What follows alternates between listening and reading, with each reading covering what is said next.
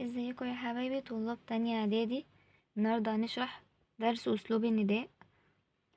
ويلا نقول دعاء المذاكرة. اول حاجة: اللهم علمنا بما ينفعنا وانفعنا بما علمتنا وزدنا بك علما. اللهم اشرح لي صدري ويسر لي امري واحلل عقدة من لساني يفقهوا قولي. اللهم ارزقنا الفهم والحفظ والعلم. بسم الله. اولا اسلوب النداء بيتكون من جزئين: اداة النداء زائد المنادى. هنتكلم عن اول حاجة ان هي اداة النداء. أداة النداء ممكن تكون موجودة أو ممكن تكون محذوفة. موجودة زي مثلا يا محمد، ومحذوفة زي في سورة يوسف لما كان العزيز بيكلم سيدنا يوسف وبيقوله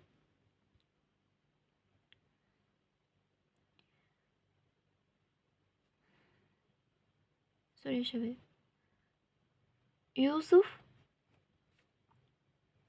أعرض عن هذا. هنا يوسف دي منادى بتقدير يا يوسف أعرض عن هذا. وأنواع أداة النداء: في منادى للقريب، وفي منادى بعيد، في منادى بعيد وقريب. قريب وبعيد دي يعني مش حد قريب مني وحد بعيد عني، مش كصلة قرابة، كبعد في المكان. يعني انا مثلا واقفة هنا وحد في اخر الشارع، في ادوات معينة بناديه بيها. ومثلا انا قاعدة هنا وحد قاعد في الصالة، فهناديه بأداة نداء غير اللي هنادي بيها للبعيد كده. ادوات نداء القريب: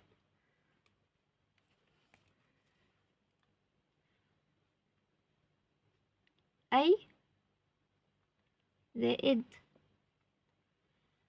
الهمزة اللي هي بتبقى كده، دي اسمها همزة. بين قوسين كده ونكتب ايه؟ الهمزة. وللبعيد آية وهي. للقريب والبعيد بقى أداة نداء واحدة بس مفيش غيرها، وهي يا. كده نكون خلصنا أداة النداء. نخش على تاني حاجة وهي المنادى. المنادى في منه نوعين: منادى مبني ومنادى معرب. مبني يعني آخر الكلمة مش بيتغير، بمعنى ان في الإعراب مثلا كلمة تيجي منصوبة مرة، وكلمة نفس الكلمة تيجي مرفوعة مرة. مثلا الولد، الولد ممكن يكون لعب الولد، هنا الولد فاعل. او ممكن يكون مثلا رأيت الولد يلعب، الولد مفعول به لان انا اللي شفت. فعل وفاعل، آه والمفعول به هو الولد. يعني كلمة الولد دي اتنصبت مرة واترفعت مرة. في المبني بقى نفس الكلمة ليها اعراب ثابت ما بيتغيرش، هو ده المبني.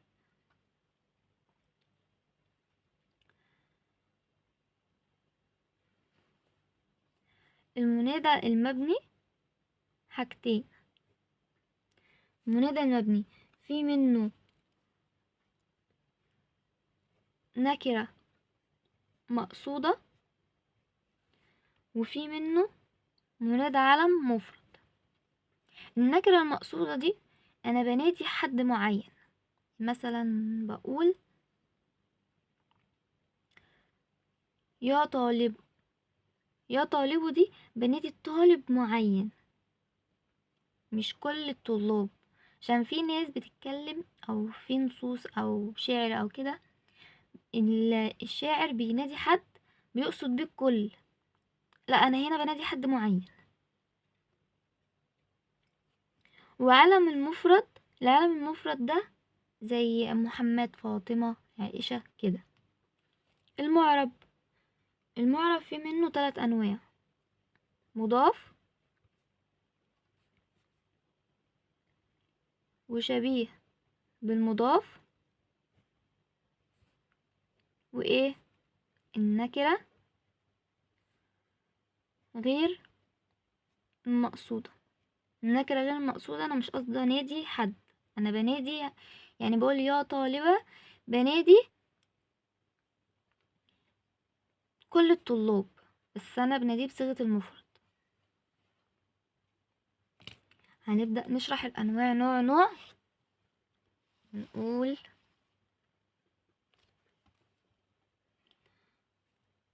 اول حاجة هنشرح المنادى المضاف.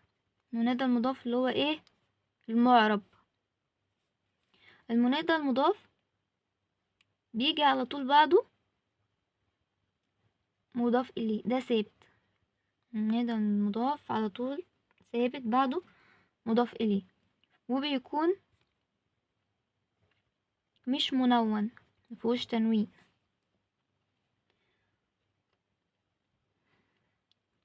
ماشي، هنقول مثلا يا طالب العلم اجتهد. هنا يا أداة نداء، طالب منادى، العلم مضاف إليه.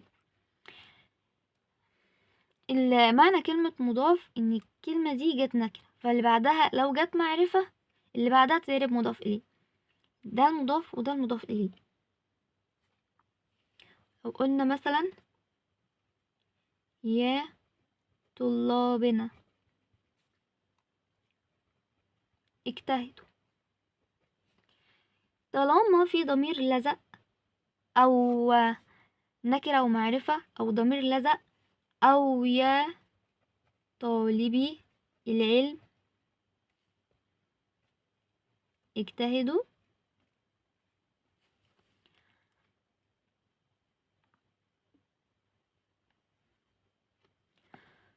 طالما في نكرة ومعرفة أو كلمة ولازق فيها ضمير أو كلمة محذوف منها النون، اعرفوا ان المنادى ده مضاف.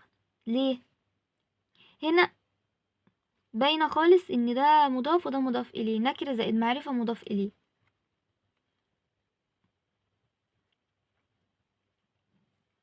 كده احنا عرفنا ان المنادى ده ايه؟ مضاف.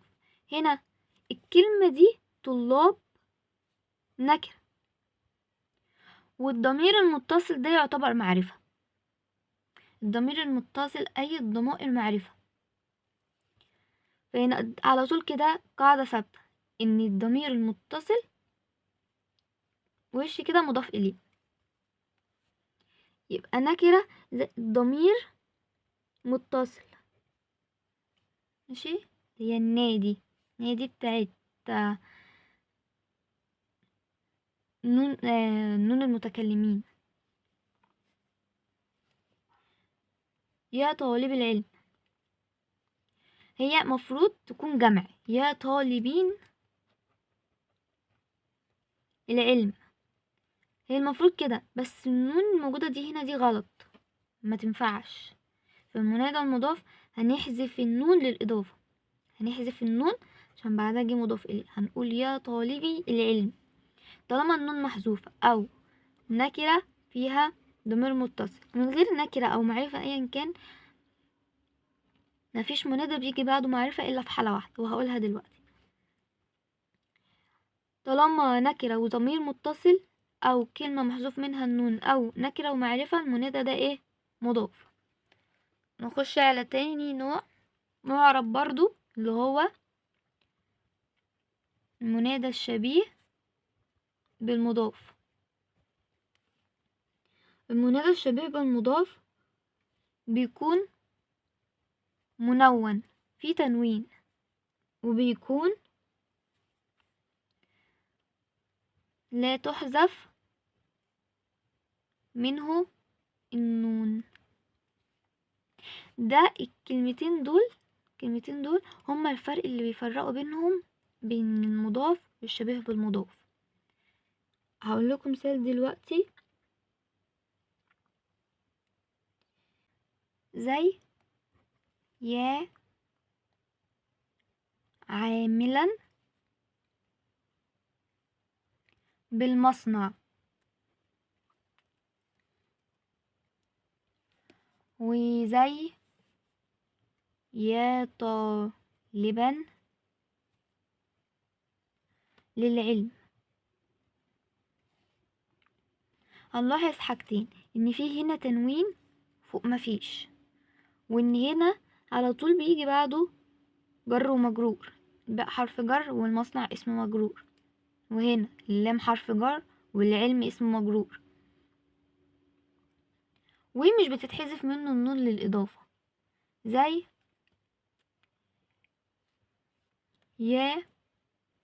يا مطالبين بالحرية.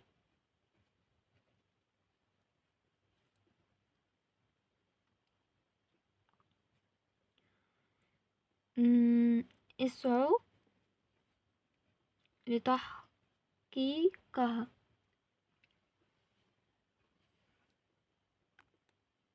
هنا النون موجودة ما اتحذفتش، اذا كان بقى مثنى جمع اي حاجة مش هتتحذف، انما فوق النون مثنى جمع بتتحذف، اللي هي في المضاف بتتحذف، شبيه بالمضاف ما بتتحذفش، ده اللي بيفرقهم عن بعض.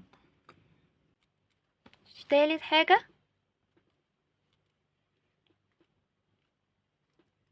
النكرة غير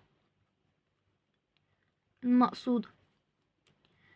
يبقى المضاف والشبيه بالمضاف والنكرة غير المقصودة، التلاتة دول من المنادى المعرب، وهعرفكم دلوقتي انا بشدد عليهم ليه وبفصلهم عن بعض.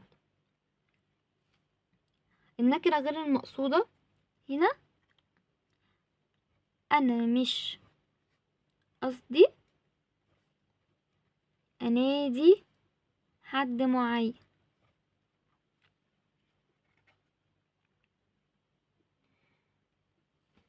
يعني اما اقول يا معلمة،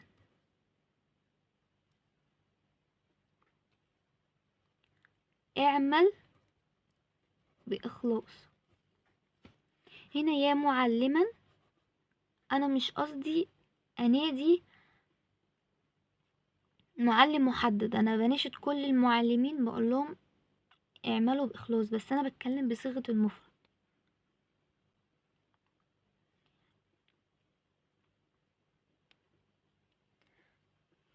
نيجي بقى للإعراب. المنادى المعرب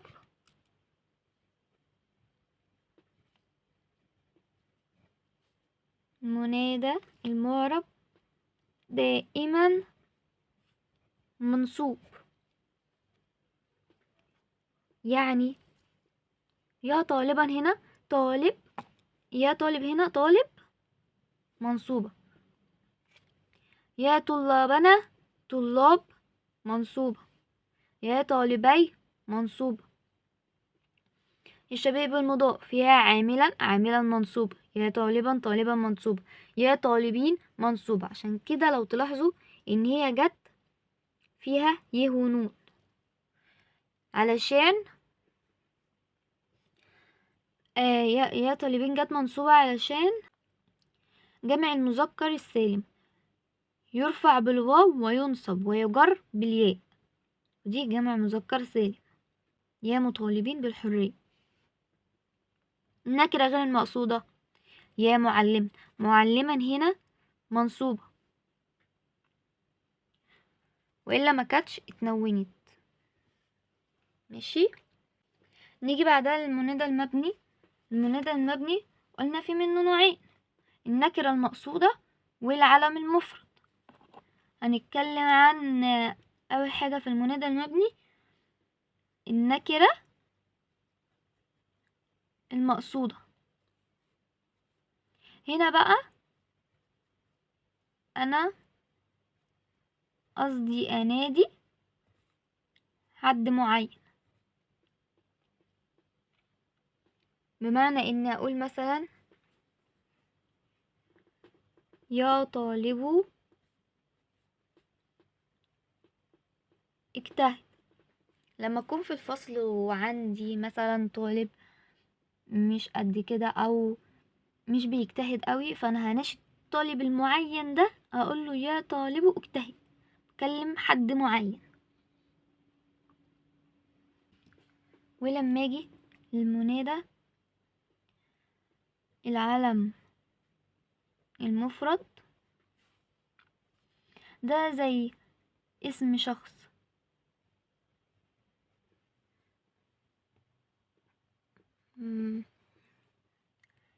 يا علي أقبل. أنا بنادي حد معين اسمه علي، بقوله تعالى. أو يا محمدان، اتسنت اتجمعت حصل لها اللي حصل لها، هي برضو هتبقى منادى العلم المفرد، عشان بيلعب على الحركة دي كتير أوي في الامتحان. بيجيب مثلا يا محمدان أو يا محمدون أو يا فاطمات. إذا كان مفرد أو مثنى أو جمع مؤنث، أيا كان في الآخر برضو ده اسم شخص، ففي الآخر برضو هيبقى علم مفرد.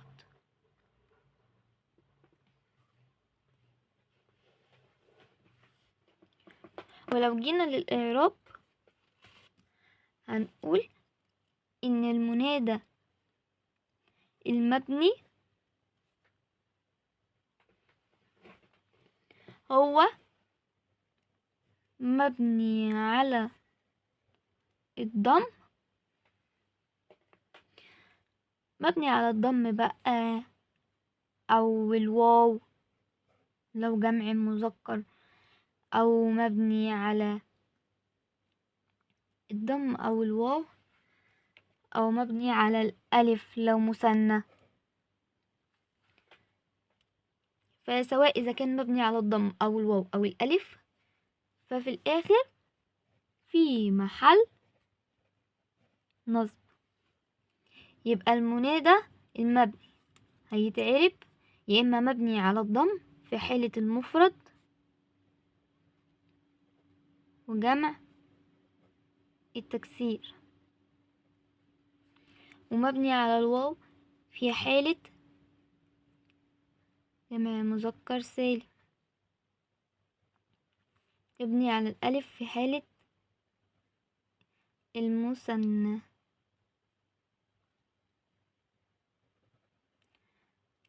مبني على الألف في حالة المثنى، الضم مفرد وجمع تكسير، الواو جمع مذكر سالم. مبني، يبقى المنادى المبني مبني على حاجة من التلاتة دول في محل نصب، ده اعراب ثابت. نيجي بقى ليه حاجة مهمة وبرضو بيشتغل فيها كتير قوي في الامتحان، نداء ما فيه دي حاجة ثابتة كده، ان المنادى لازم يكون نكرة، بس ينفع انادي حاجة فيها بطريقة هقولها دلوقتي، وفي حالة شاذة واحدة بس هي اللي ينفع انادي فيها أداة نداء زائد على طول من غير ما احط واسطة بينهم. هعمل ايه علشان انادي ما فيه انادي كلمة فيها احط يا ايها او يا ايتها. يا ايها للمذكر، يا ايتها للمؤنث. مثلا لو قلنا يا ايها الولد، يا ايها الولد، هنا انا ناديت الولد كلمة فيها بس حطيت لها واسطة. ايه الواسطة؟ هي كلمة أي وأيت. أي اللي هي أيها، وأيت اللي هي أيتها. دي اللي تعتبر هي المنادى، يعني يا أداة النداء. يا أداة النداء. أي هي المنادى. اللي يجي يقول لي يا مس طيب الولد هتعرب ايه؟ الولد ليها حاجتين.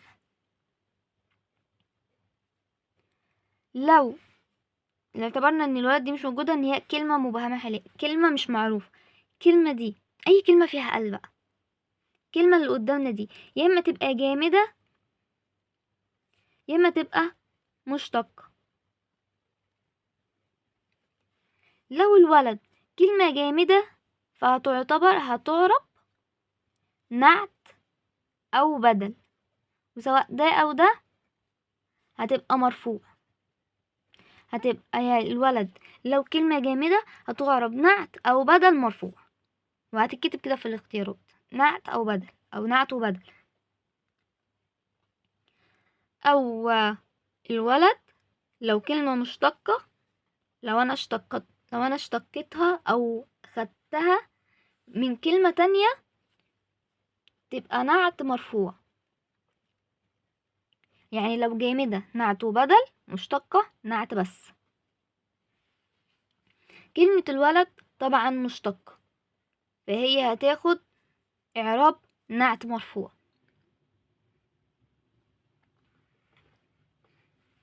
ادي اول طريقة هنادي فيها قلب، دي طريقة رقم 1. طريقة رقم 2، اني انادي باسم اشارة. نفس المثال ده هقول يا هذا الولد، حطيت اسم اشارة، فبقت يا اداة النداء وهذا هي المنادى والولد على طول بقى لو في اسم اشارة هتبقى اداة النداء واسم الاشارة هو المنادى، والكلمة اللي وراها على طول تعرب نعت مرفوع. لو جينا بقى للحالة الوحيدة اللي ينفع ننادي فيها بأداة نداء زائد كلمة فيها قال على طول، لما ننادي لفظ الجلالة اللي هي كلمة الله.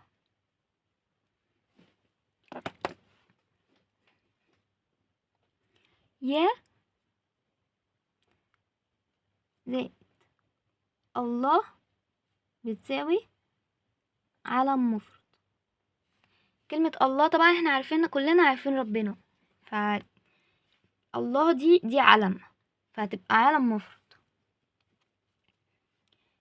نوع المنادى هيبقى منادى علم مفرد، فهتبقى الله لفظ الجلالة مبني على الضم في محل نصب.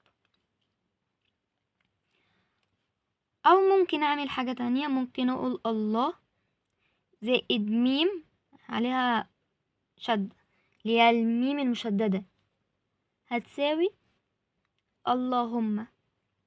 اللهم هنا دي منادى عادي، وهتبقى برضو منادى علم مفرد. حد يجي يسألني سؤال، كلمة اللي هي يا أيها، كلمة يا أيها الهاء اللي هنا دي أعربها ايه؟ الهاء دي حرف مبني، اعربه كده حرف مبني لا محل له من الإعراب.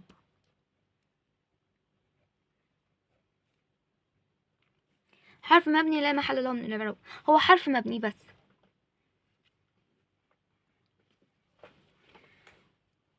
زي نوع من أنواع التنبيه كده.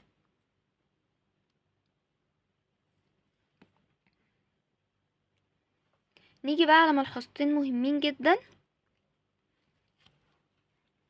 أول واحدة ملاحظات، أول ملحوظة ملحوظة رقم 1 ان اداة النداء زائد الاسماء الخمسة اللي هي اب، اخ، حم، فو، ذو، دي الاسماء الخمسة. اداة النداء زائد الاسماء الخمسة دي بتساوي المنادى هنا مضاف دائما، يعني الاسماء دي هتعرب منادى مضاف.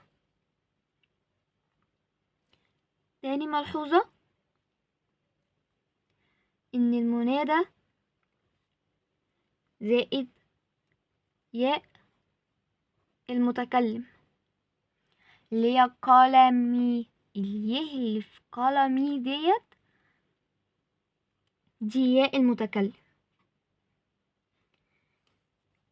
ان المنادى لزقت في ياء المتكلم هيبقى منصوب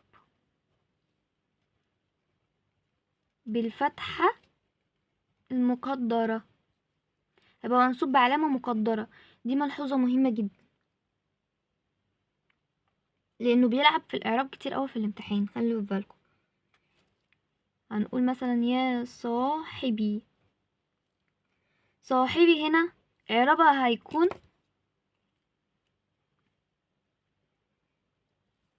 منادى منصوب وعلامة نصبه الفتحة، وعلامة نصبه الفتحة المقدرة. واليه دي بقى هتبقى والياء، دي ضمير مبني في محل جر مضاف إليه. قلتلكم ان اي ضمير متصل، عشان الياء المتكلم دي ضمير متصل، اي ضمير متصل بيعرب مضاف اليه، والمضاف اليه على طول مجرور. وبكده نكون خلصنا درس النهارده، اشوفكم في درس جديد، مع السلامة.